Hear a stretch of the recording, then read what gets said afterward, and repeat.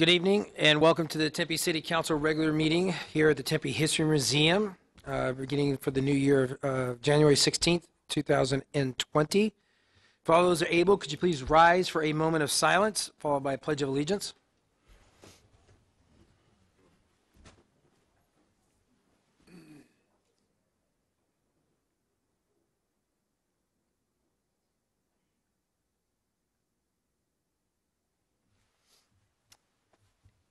I pledge allegiance to the flag of the United States of America and to the republic for which it stands, one nation, under God, indivisible, with liberty and justice for all.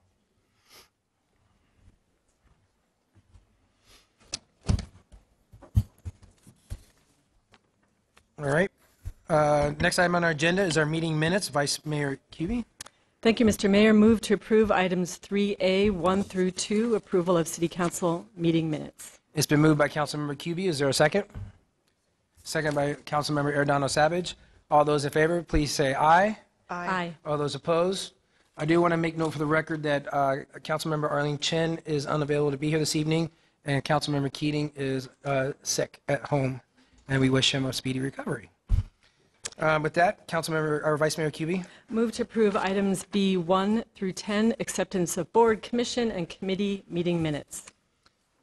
It's been moved by Vice Mayor Cubey, seconded by Councilmember Arredondo Savage. All those in favor, please say aye. Aye. All those opposed? That motion does carry 5-0. Next item on our agenda is reports and announcements. Councilmember or Mr. City Manager, do you have anything? The only announcement I have is the Tempe Board and Commission and Committee vacancies and appointments. So per our city charter, the mayor, we have made board and commission appointments this evening as part of our regular meeting agenda. So this appointment is listed under 5A1. And before I go to our city manager, I do want to read a statement.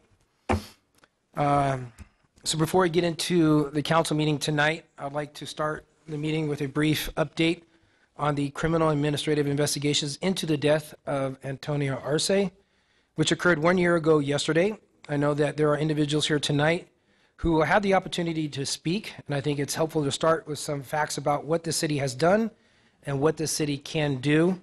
First, the Tempe Police Department completed the criminal investigation into the death of Antonio Arce and turned that over to our county attorney's office last February. The next step is for the county attorney to decide and announce the next steps. The city of Tempe does not have a role in this legal process beyond delivering the criminal investigation.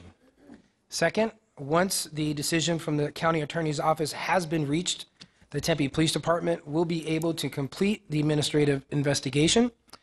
And third, I know there may be some questions about the Police Public Safety Personal Retirement Systems Board's recent decision to grant Officer Hine accidental disability benefits. The decision is made only by the board according to state law, and the city cannot revoke any benefits granted by that board. With that being said, we do have to conduct city business here at this meeting, but I will work to get through the business as quickly as possible so that we can hear your public comments, and we are happy to stay here and hear you out as long as it takes, and we just ask for you to be respectful of the community members who are also here to speak to the council tonight about issues that is important to them. With that, let's move on to our non-consent agenda. Before we do that, Mr. Manager, do you have any announcements? No announcements, thank you. With that, the next item on our agenda is our consent agenda. All the items listed on the consent agenda will be considered as a group and will be enacted with one motion by the City Council unless an item is removed for separate consideration. Members of the public may remove public hearing items for separate consideration. Public hearing items are designated by an asterisk, and council members may remove any item for separate consideration. If you do wish to speak on a public hearing item, please fill out a speaker's card, which can be found located on the table near the entrance, and please turn that into the front of the room, and I'll call your name when it is your turn for public comment. The consent agenda is as follows, but I am pulling for a future date item 5A8, so that will be removed. Miscellaneous items 5A1 through 5A7 awards and bids and contracts, items 5B1 through 5B12, and resolutions, items 5C1. Again, if there are any items on the consent agenda that I just read that are marked with an asterisk, it is a public hearing item. And could you please get my attention so that I could remove that item? I don't see any. I look to my council colleagues. Seeing none, is there a motion to approve the consent agenda as So read moved. with the exception of 5A8? Then moved by Vice Mayor Kuby. Is there a second? Second. Second by Councilmember Adams. All those in favor, please say aye. Aye. All those opposed? That motion carries 7-0 with Councilmember Keatings and Councilmember Chin absent. With that, we will now move on to our non-consent agenda. All the items listed on the non-consent agenda will be considered separately. Agenda items scheduled for introduction and first public hearing will be heard, but will not be voted upon at this meeting. Agenda items scheduled for a second public hearing and final adoption will be voted upon tonight. Miscellaneous items, 6A1 is to hold a public hearing for an appeal of the Development Review Commission's decision to approve the use permit to allow a drive-through and a development plan review for South Mountain Retail located at 2415 West Baseline Road. The appellant party is Marion Brownell of Knoll Gardens Homes Association, Israel Torres from the Torres Law Firm, and Pamela Thompson Lefkowitz.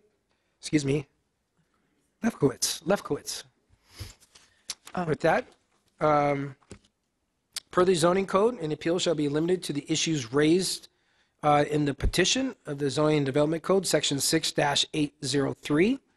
So tonight's hearing is an appeal of the Development Review Commission's decision on December 10th, 2019, to approve a use permit to allow a drive-through and development plan review for the South Mountain Retail located at 2415 West Baseline Road. At this time, the appellant parties and the representatives can make a presentation. Mr. If you Mayor, would like. I would like to make a motion to postpone 6A1 to a future council meeting as two of our members are absent this evening. Okay. There's been a motion from Councilmember Adams to postpone this item. Is there a second? Seconded by Councilmember Arredondo Savage. Any discussion? Yes, Vice Mayor Kuby. I would just ask to see if the parties, the appellant and the developer could perhaps have a meeting and come together and see if there could be some conditions met that would satisfy the appellant. We just can't require that, but we just hope that that could happen.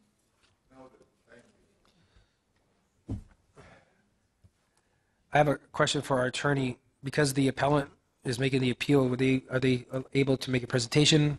Would they like to? Basically, Mayor and members of the council, because the council has decided to postpone it to a future meeting, there's been a motion and a second. A vote can be taken. You can certainly ask to make sure that the parties do or do not have any objection to the postponement. But that motion is on the table, so a vote should be taken. Okay. So there's been a motion and there's been a second. I will now turn to my council colleagues. All those in favor of postponing item 6A1 to a future date, please say aye. Aye. Aye. All those opposed?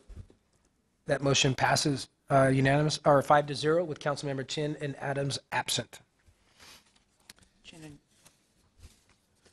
And Keating absent. Did I say Adams? Yeah. I'm sorry, Councilmember Chin. She's very much.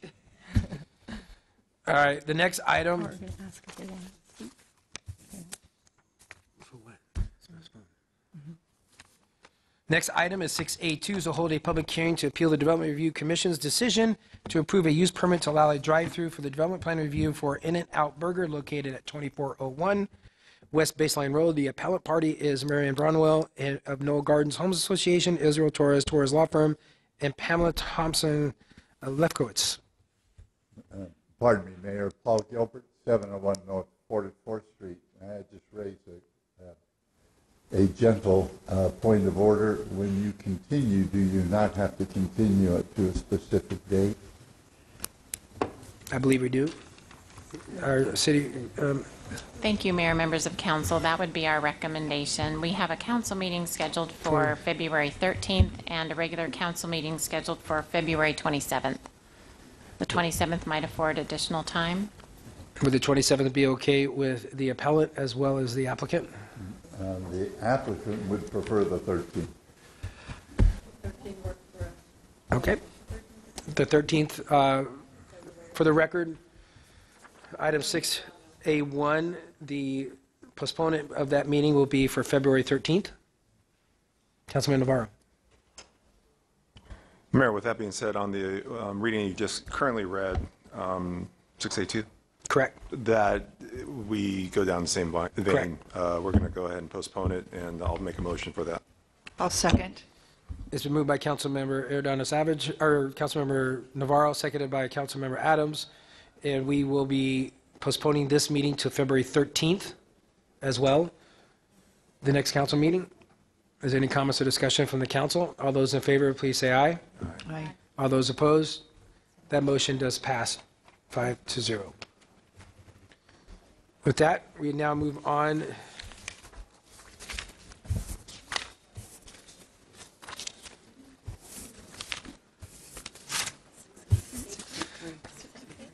Yeah.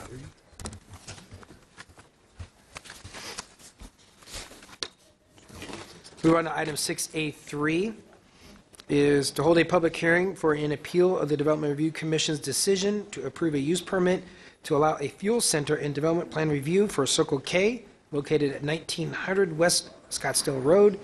The appellant is Kim Gaffney Loza on behalf of the North Tempe Neighborhood Association. So tonight's public hearing is an appeal of the Development Review Commission's decision on December 10th, 2019 to approve a use permit to allow a fuel center and a development plan review for Circle K located at 1900 North Scottsdale Road. At this time, I would ask the appellant, Ms. Kim Gaffney Loza, to make her presentation. Mr. Mayor? Yes, Councilmember Adams. I'd like to make a motion to postpone based on our two members being absent this evening. Okay. It's been a motion to postpone this item 6A3 to postpone it to February 13th. I think that would be the appropriate date, given the other two appellant items. And it's been seconded by Councilmember Arredondo Savage. Is the appellant, are you okay with that, Kim? Okay. So they're okay with that. With that being said, is there a motion? Yes. Mr. Mayor, members of the council, David Krzyzewski on behalf of Circle K, the applicant. Looking at calendars, I don't know that the 13th is going to work for us. I think, what was the alternate date, the 27th? February 27th, correct. I think that would be a better date for us if the appellants have any objections.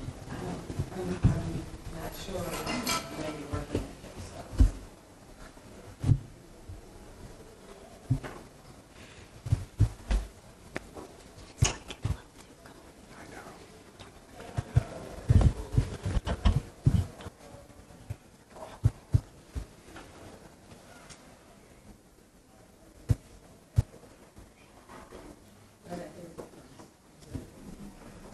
Okay, so instead of the February 13th, we will move it to February 27th to hear this item 6A3. And it'll be in our new council chambers. With that being said, there's been a motion and a second. Did we already vote? We need to take a vote. All those in favor, please say aye. Aye. All those opposed, that motion does carry 5-0.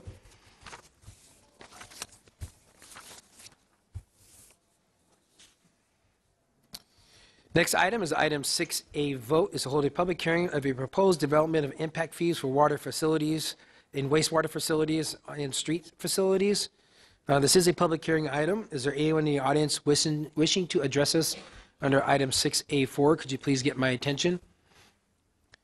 Seeing none, I'll close that portion. Any comments or discussion from the council?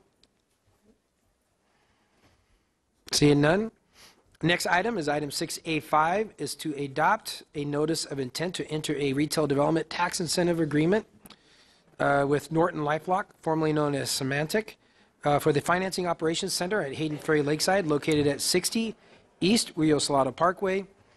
Now, just so everyone knows, this intent requires at least a 2/3 of the city council majority vote, which is, Excuse me, didn't we have to vote on this? no, it's for information only. Item 6A5, so for everyone knows, the intent requires is at least 2/3 of the city council majority vote, which means 5 of 7 for approval. And we only have 5 members present this evening. So I would like to call Maria Lautner up from our economic development team and program manager to read statements into the record. Good evening, Mayor and Council. I am here to provide you with factual findings to assist you in connection with the request before you to enter into a notice of intent to enter into a retail development tax incentive agreement with Norton LifeLock. The proposal is that the city will rebate the unrestricted portion of the transaction privilege tax, known as the sales tax, which is currently 1.2%. That is the amount actually collected in a total amount not to exceed $50,000 over a 3-year period, provided that Norton LifeLock creates 150 net new jobs with an average salary of $150,000 and maintains said jobs. The taxes relate to those taxes the city levies and actually collects on furniture, fixtures, and equipment for this location until December 31st, 2023. Economic Development concurs with the third-party verification of the financial analysis of the anticipated impact of the agreement as follows. Norton LifeLock is expected to generate an estimated $106,075 in direct tax revenues and $105,042 in indirect tax revenues, for a total of $211,119 over a 3-year period. This amount is more than 4 times the amount of the incentive being proposed. Finally, Norton LifeLock has stated that they would not have located in Tempe without the incentives, as they had also been considering relocating their headquarter operation either to Salt Lake City or staying in Mountain View, California. Okay, thank you. Is there any comments or discussions from any of the council on item 6A5? All right, is there a motion on item 6A5? It's been moved by Vice Mayor Kuby. Is there a second? Second by Councilmember Navarro. All those in favor, please say aye. Aye. All those opposed? That motion passes 5-0. Next item is item 6A6, to approve an increase in the contract amount with DeVoe Human Resources to provide temporary contract employees to officiate a variety of sporting events sponsored through community services. Any comments or discussion from the council?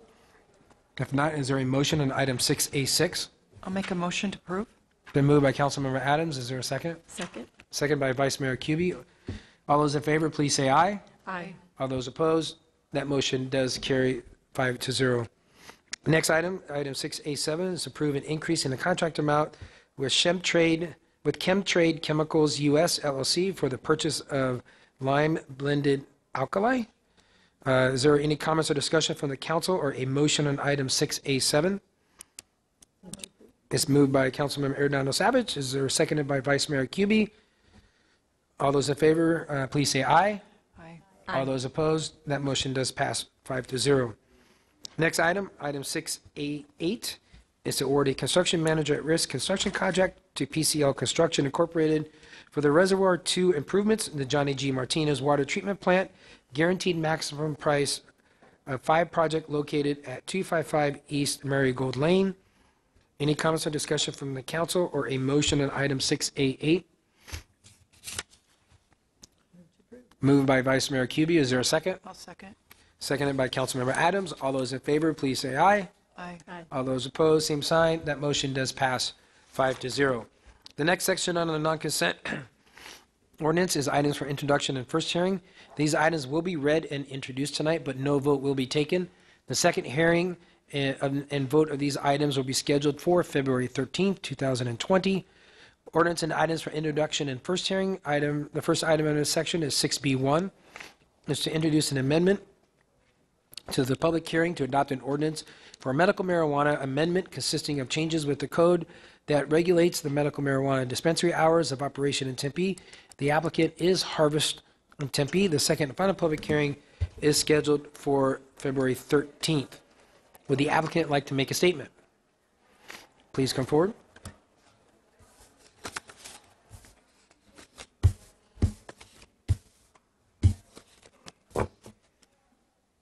Thank you, Mayor, Vice Mayor, and Council. I have an incredibly short presentation for you. My name is Lauren Niehaus. I am the Government Relations Specialist for Harvest Health and Recreation. We are talking about a very brief text amendment, but for those of you who haven't been a part of the medical cannabis process here in Tempe in the past, brief overview of Harvest. We are a multi-state operator based right here in Tempe, Arizona.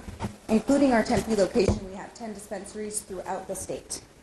Our goal in Tempe is, and I have some things up here that I'm not going to read for you, but just for your viewing pleasure in case you don't want to just listen to me. Our goal in Tempe has always been and continues to be to not just be the best dispensary in town, but to be one of the best business partners in town, create employment opportunities and drive economic growth inside of the city. So our current operations, here are a couple of photos of our location on 710 West Elliott, Suite 102. Our hours of operation are currently 8 a.m. to 8 p.m., Sunday through Saturday, also 7 days a week. We are looking at doing a text amendment to extend the operating hours from 8 p.m. to 10 p.m. to be in line with the Arizona state law. We are currently adjacent to a number of cities who have later operating hours, and our ultimate goal is to have the revenue and the citizens of Tempe stay in Tempe when they're shopping at the dispensary so they can keep their revenues here in the city. The surrounding cities, you can see Phoenix, Chandler, and Glendale have the 10 p.m. closing time, Mesa at 9, and Scottsdale at 7. We are going through the same process in Scottsdale right now to extend their hours to 10 o'clock p.m. One of the biggest questions that people have when we're talking about extending the hours of operation is what the security impacts are. All of our Harvest stores have a great deal of security, including 24/7 electronic surveillance, secured entrances. So we have a secured external entrance, a waiting room, and then another secured entrance into the dispensary area where product is kept, well-lit facilities inside and out, and of course, collaboration with our local law enforcement, Tempe PD. Tempe PD actually years ago did a study about crimes surrounding dispensaries and cultivation centers versus crimes surrounding liquor stores and pharmacies or convenience stores.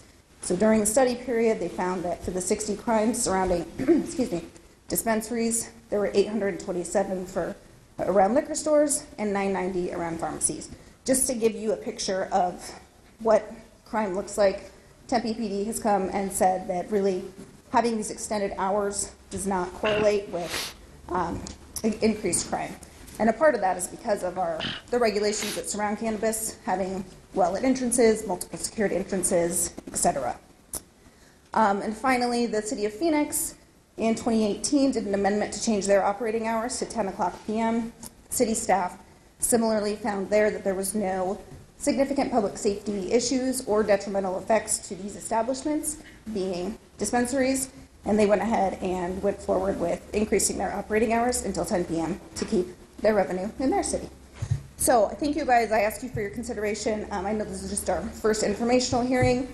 We're looking forward to being back on the 13th of February. I'm available for questions now or after. Thank you. Thank you. Yes, Councilmember Arredondo Savage. Thank you. Thank you for the information. I really appreciate it. I mean, I've heard a lot of really positive things and actually talked to the police department in regards to any security concerns. So I think what you guys are doing is really good.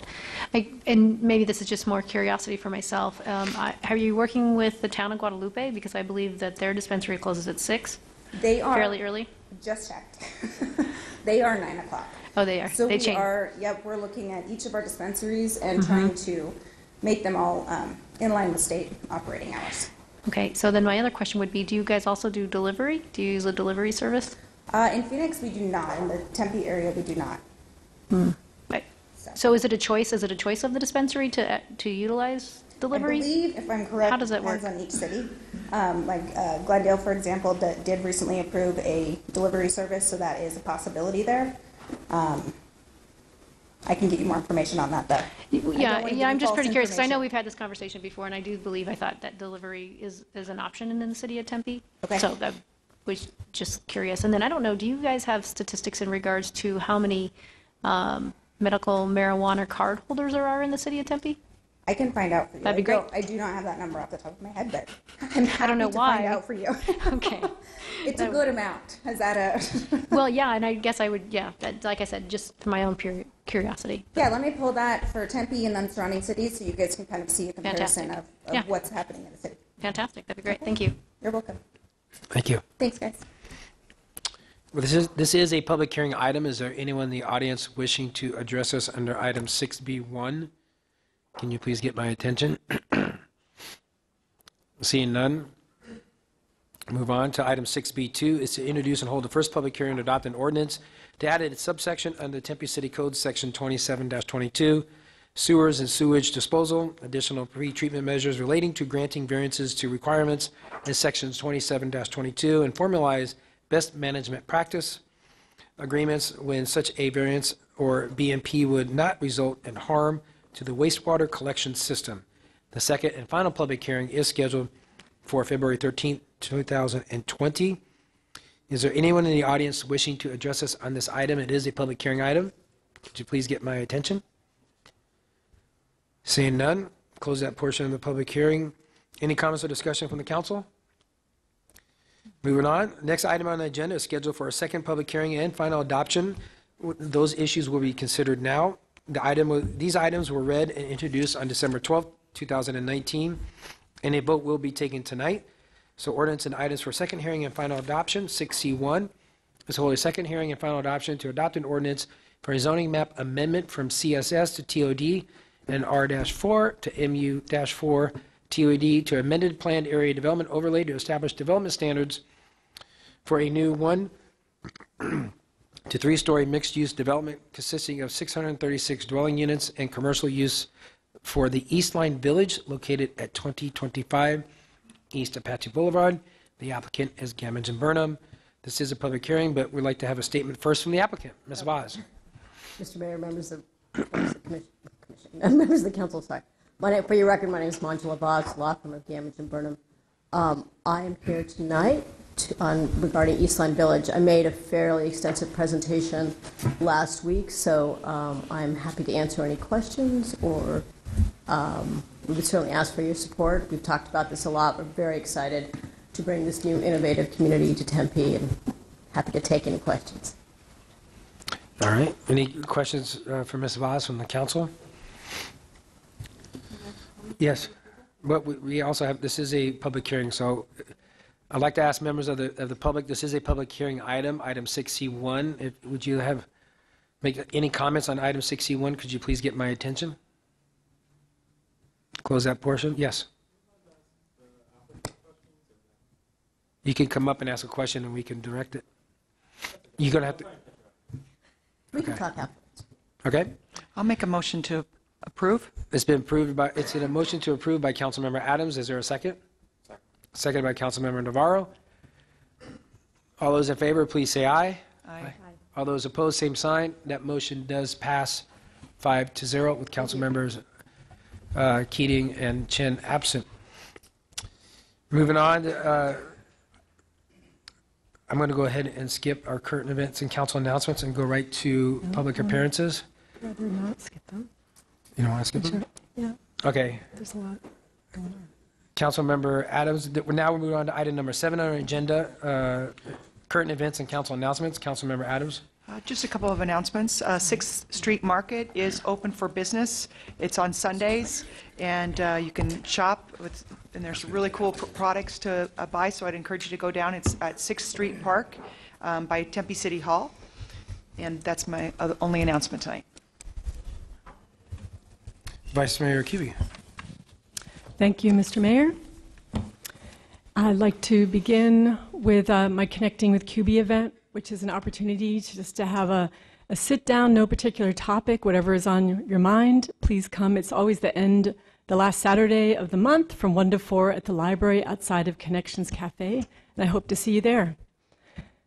And then we need volunteers still for our annual point-in-time homeless count. It takes place on the 28th of January. On the 22nd at the library, we have a training for those who have never participated in the count. This count is happening all over the country on this certain day on January 28th, a snapshot in time, so we can assess the extent, the geographic extent and the quantity of our street neighbors and be able to get the resources that we need in order to bring services. Perhaps maybe we could talk after, or you could at the public comment. Sure. So we need volunteers, and we'd urge you to sign up. And the city of Tempe has information on the website and on the calendar. I was really happy to be part of this opening, this launch of the Arizona Shifa Clinic. It's a product of ICNA Relief, which is a national organization of Muslims who come together to help our underinsured and our insured people. So they are offering, this is a permanent thing now, a free clinic the second Sunday of every month from 10 a.m. to 2 p.m. And it's for uninsured and underinsured people. It's amazing the number of volunteers, doctors and nurses and practitioners that are coming together to help anyone in our community. It's certainly not limited to the Muslim community. The source of the philanthropy is the Muslim community, but this is open to everyone. And so this information will be distributed to our street neighbors at every opportunity, but especially during the homeless point in time count. So please visit the facility. It's an amazing thing to behold. They have a food pantry as well, and they help women get shelter who are victims of domestic violence. Again, so my daughter got married on December 28th, so I'm very pleased to welcome my son-in-law, Michael Begley, to the family. And then just the other day, we got really big news that I'd like to share with you all today. And that news is that they're going off the family plan, Verizon, and they're going to have their own cell phone service. So, so for any of you who are parents, you might know that it's actually a big moment in your kid's life when you get a little independence that way. So anyway, thank you for bearing with me, and congratulations to my new son and my daughter. And the last thing I'd like to say is that my heart does go out to Antonio Arce's family and friends and the entire community. 1 year ago yesterday, this community faced unbearable loss. It's a loss that I, in my personal life, have not imagined, to lose someone so close to me. And I know there's so much pain in this community, and I'm just so sorry. I know anniversaries of when people pass away are particularly hard. Every holiday is hard, and my heart goes out to the family and friends of Antonio. Councilmember Navarro. All right, seeing none, we have none other comments. Now we'll move on to public appearances. We don't have any scheduled public appearances tonight, so I will move on to unscheduled public appearances. So according to the open meeting law, members of the city council may only discuss matters listed on this agenda for discussion and legal action. Matters discussed by the public during public appearances cannot be discussed by the council unless they are otherwise listed on this agenda for discussion and legal action. Speakers must present at the podium. There is a 3-minute time limit per speaker, and speakers and visual aids and appearances and phone recordings are not allowed. Members of the public shall refrain from making any personal, pertinent, or slanderous remarks or becoming boisterous while addressing the city council or while attending the meeting. Unauthorized remarks from the audience, clapping, stomping of feet, yelling, or any other similar demonstrations are also prohibited, and violation of these rules may result in the removal of the city council meeting. With that being said, I do have some cards that I would like to go through that have requested to speak. Mr. Darian Barrett, you have 3 minutes. State your name and place of residence for the record. Hello, Mayor. My name is Darian. I'm a resident of Tempe. I'm here a year later, a day after the 1-year anniversary of Antonio Arce, to speak my thoughts and opinions on Officer Hine receiving upwards of $29,000 for the rest of his life. These killer cops do not deserve a pension until their criminal investigation is through with the department and the DA. So I think that this $29,000 that Officer Hine is going to be receiving he doesn't deserve it. I think he deserves to be in jail. Antonio Arce deserves to be alive today. Your officer claimed that Antonio Arce turned around and pointed a gun at him. And that 11-minute body cam footage video you guys released, we didn't see that. I understand that you guys had to redact the body out of the video because of him being underage, but that blur is too big to even see if that gun was really there for the public. You know what I mean? And this goes back to Mike Pooley when he said that the gun is the reason why Dalvin Hollins got killed. It's never the gun that got anyone killed. It's the person behind it. The person that got Antonio Arce killed isn't himself. It wasn't the gun. It was the actions that Joseph Hine made. He was, if I'm correct, 17 years of a police officer, 14 with the Department of Tempe. He should have the experience that we want in our community. We don't need bullets in the back anymore. We need professional officers. Take the training that you are offered, because we don't need no more bullets in the back. We need these people to live, because I know you don't want your grandchildren, I know you don't want your children ending up with a bullet in the back. Because we'll be out here. We'll be demanding justice if your son's unarmed, if your daughter's unarmed. But we're also going to be asking for your officer to be put in jail. Thank you. Thank you, Darian. Next is Terry Nickel, and after Terry is Ruth Lindsay.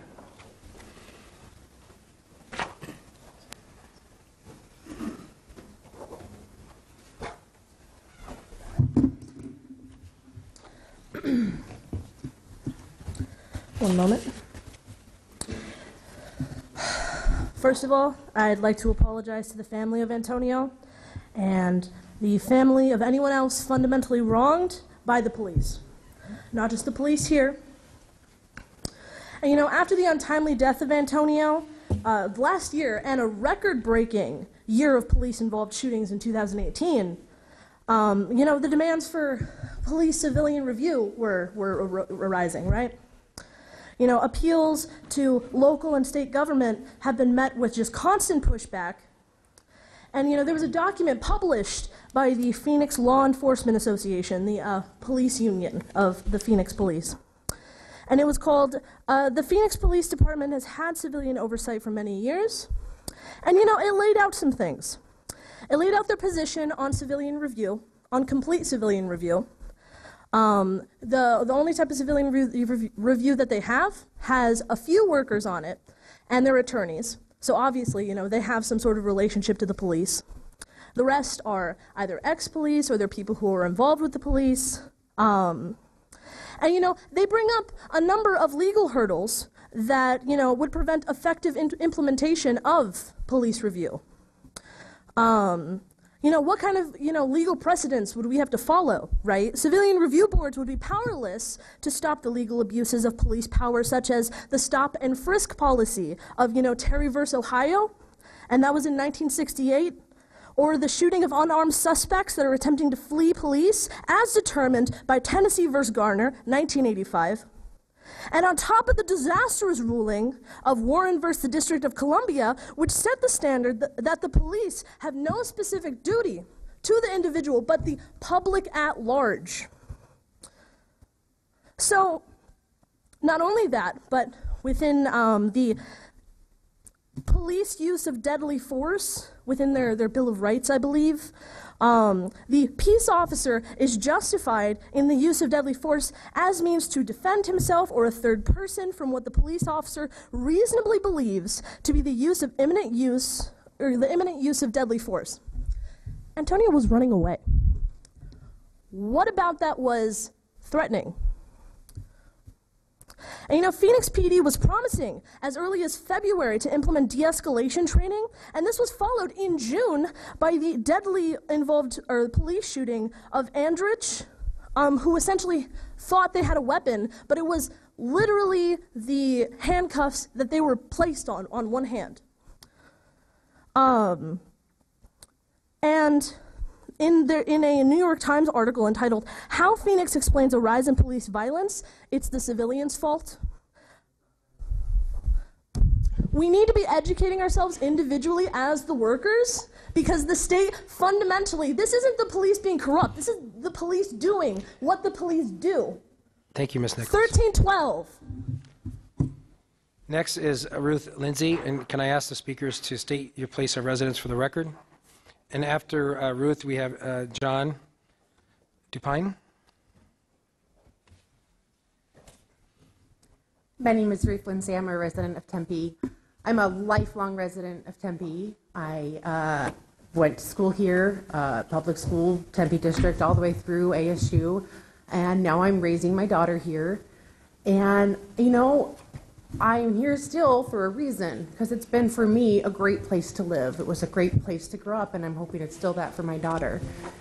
But like a lot of white people in this country over the past 10 years, although not enough, I'm starting to realize that my experience in Tempe is not shared by many other families, including the family of Antonio Arce, who's here tonight and who I'm here to support in a small way as a community member.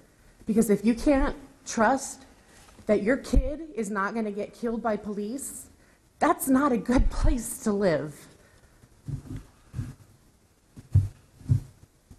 You know, we're all getting ready to celebrate Martin Luther King Day.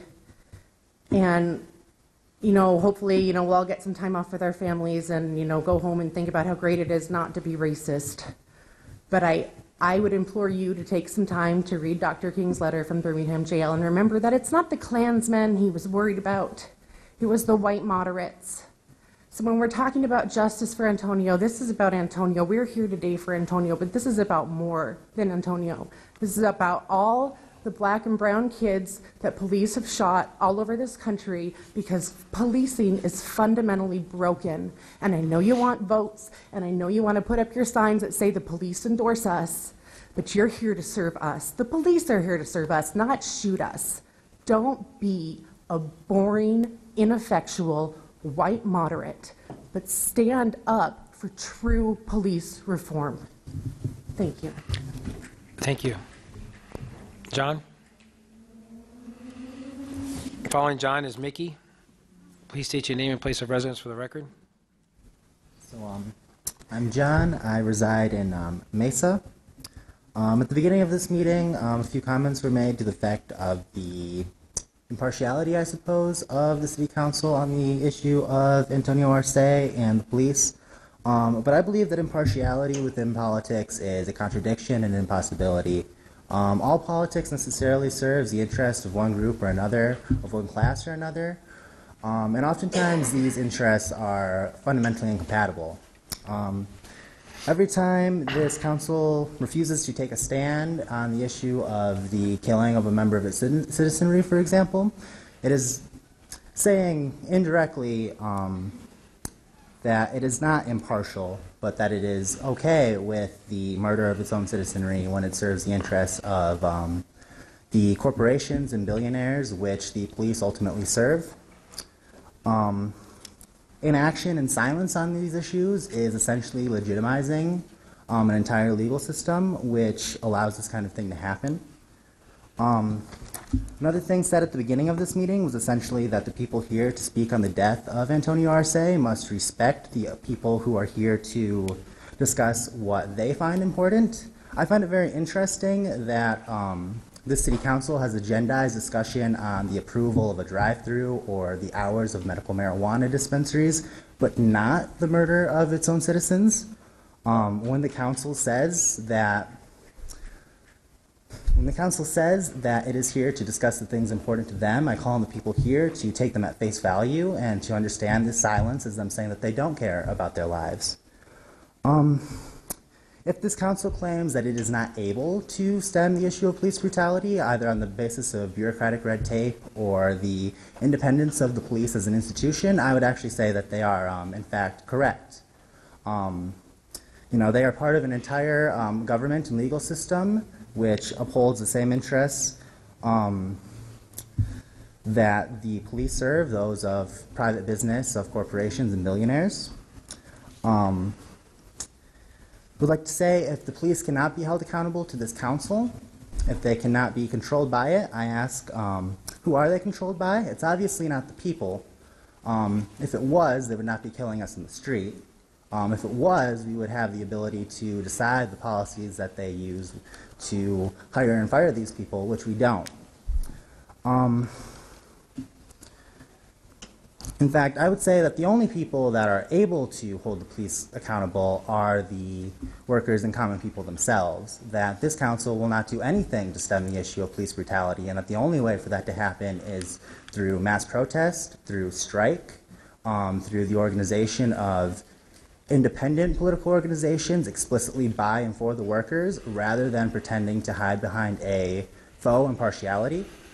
So I would say for everybody here that is interested in not seeing another tragedy like this to happen again, that instead of following politics that claims to be impartial, we need socialist politics. The only one that does not serve the same interests as these killings do. Thank you, John. Next is Mickey. Mickey? Jewel? Please state your name and place of residence for the record. My name is Jewel, and I'm a resident of Tempe, community member. And I would like to see a community review board for the police, because right now we just have the police policing themselves, and we know that. We're also fighting for that in Phoenix, and so we'll continue that. In our community, though, it is bad taste, even if you go to the Gillen Junior High website, that right there on the front of Gillen, and very disrespectful to the family of Antonio Arce, that you have the police chief there with bikes. That's so disrespectful to the family, that the school that he was at, the school that he was supposed to be in, and there you have her right on the front of the website, on the front page of where Gillen is when the pictures pass. We have no trust with her. I just live right down the street from there. I don't trust that they wouldn't shoot any child in the back. I mean, what's going to happen? They're going to be stealing a candy bar from the store, and because they're running, they're going to get shot. You know, we don't have no trust for that. I work with children all the time. During my break, I was painting with children, working with children in the community. I don't trust them, and right now I'd like to give the rest of my time just for a moment of silence and respect for Antonio Arce and the pain that will never go away of his family.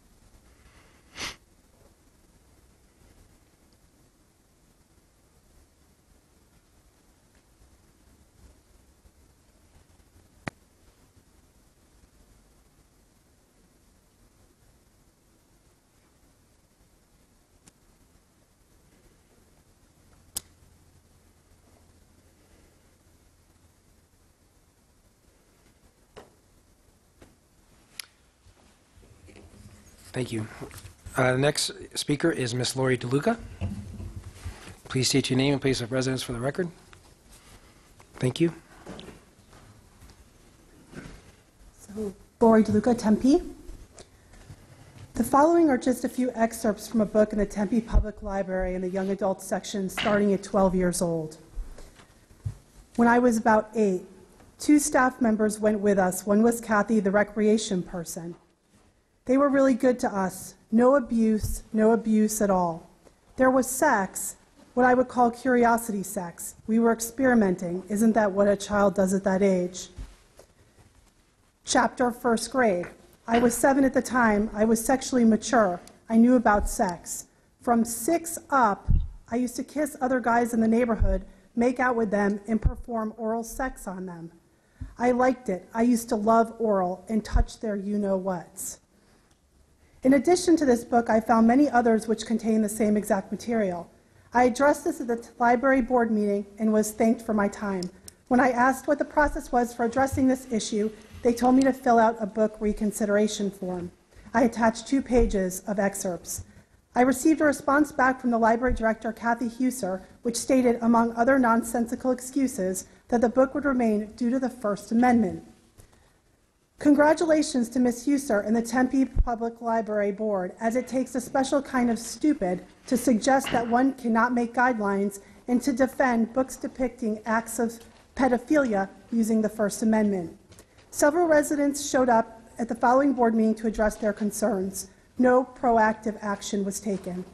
Prop 418, which allowed you to now bypass any official legal system using your own kangaroo court, was barely in play when you used it to remove a council member for allegations of sexual misconduct. Residents of Tempe who came to express their concern found themselves in an out-of-control meeting and were met with jeering and harassment from Planned Parenthood and ASU students. Council rallied against predatory behavior. Based on your own statements regarding your decision in that case, each of you now has the opportunity to show to us that your initiation and use of Prop 418 was not political and that you will not stand for any form of sexual abuse by promptly firing Ms. Hausner for purchasing and promoting a book which glorifies child sexual abuse and then defending it when brought to her attention. In addition, swift action to remove this book is expected not only by myself, but by a growing number of other Tempe residents who are being alerted to this daily. If nothing is done, you can consider yourself exposed for selective power grabbing, hypocrisy, and for promoting books for children with obscene sexual language and for glorifying sexual abuse of children by adults. Imagine that being your legacy. Thank you. Next is Mr. Don Hawker, and then after Don, it will be Phil Martinez.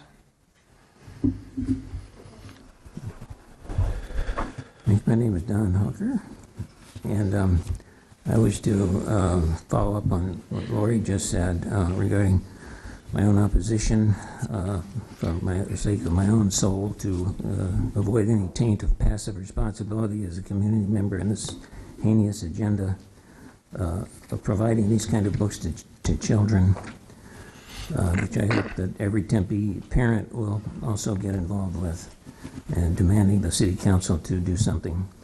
There's the issue of extreme obscenity in these books, which should alarm any parent. It robs children of the innocence they deserve, which should be cultivated. They're not remotely capable of understanding and dealing with the physical, emotional, and mental consequences of the sexual activities depicted. That problem, disgusting as it is, the tip of the iceberg of the obvious agenda to manipulate using children public opinion to eradicate the mode of sexuality presented clearly by Christ, that is monogamous, lifelong heterosexual marriage, replacing this with sexual chaos and total divorce of sexual pleasure from the responsibilities of human life that these actions have the natural capability to produce. Recent history has witnessed constant decadence from that standard to the utter madness of the demands to respect fantasies that counter common observable reality. The children depicted as factual in these books, such as Magenta, are themselves sexual predators. You are cultivating sexual pigs, future Harvey Weinsteins and Jeff Steinbergs. I remember, I'm old enough to remember when civil rights dealt with immutable human characteristics such as race and gender, which was real gender at that time. The curveball that was slipped in is the presumption that any sexual behavior, which is an act of the will, is innate and uncontrollable, thus including it in classes to be concerned about regarding equality. These demands should raise questions. Does law generally protect fantasy, which exists only in a person's mind with no observable common scientific basis? If all law were to embrace this concept, we could just dispense with law altogether, because it would have no meaning. And we wouldn't need libraries either, by the way, because people could just look in their minds and get the truth, and they wouldn't need someone else's opinion about it. Continued extrapolation of this kind of thinking would exonerate not just pedophilia, but any rape, since the assumption is that the party has no control. And murder wouldn't be confined to the preborn. We would have to respect the murderer if his concept was that the victim is not human. This brave new world of the relativity of truth doesn't just cause mental illness, it's the definition of it. And its toll on children should be obvious. Thank you, The Mr. suicide Hawker. rate is rising rapidly.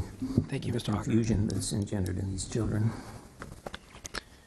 Thank you, Mr. Hawker. Next is Mr. Martinez. Phil?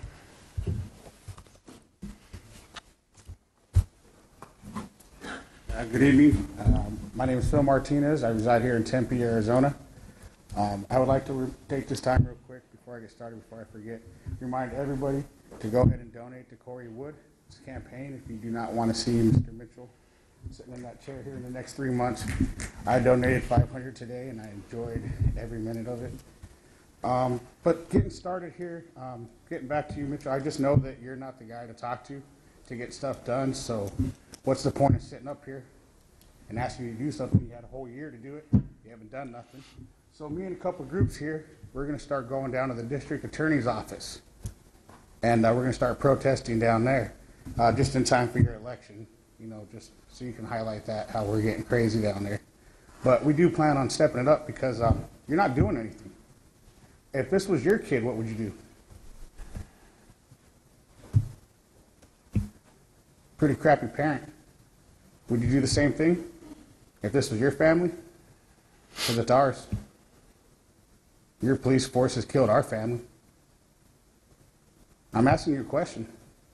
Would the same response, would this happen if this was your kid? Because God, I wish it was. And I say that from the bottom of my heart. Because that's the only way that you're ever going to see and feel what we're feeling, what we have felt.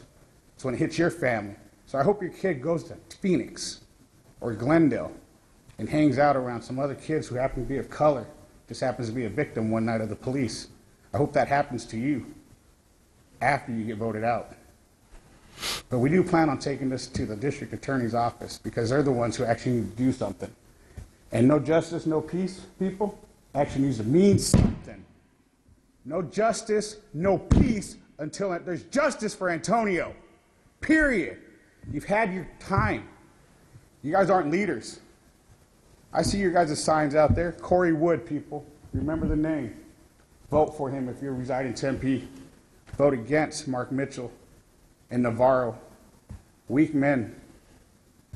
There's some hope. But the rest are weak.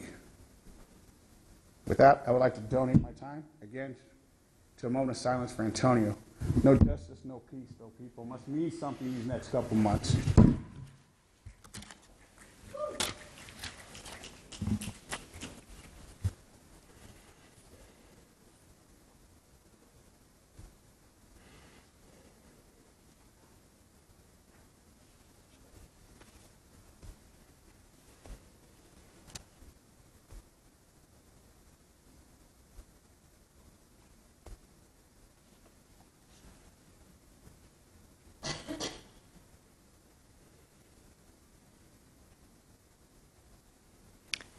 Thank you. With that, that's all the cards I have for this time. Seeing no other cards or speakers right now, this meeting is adjourned. Thank you.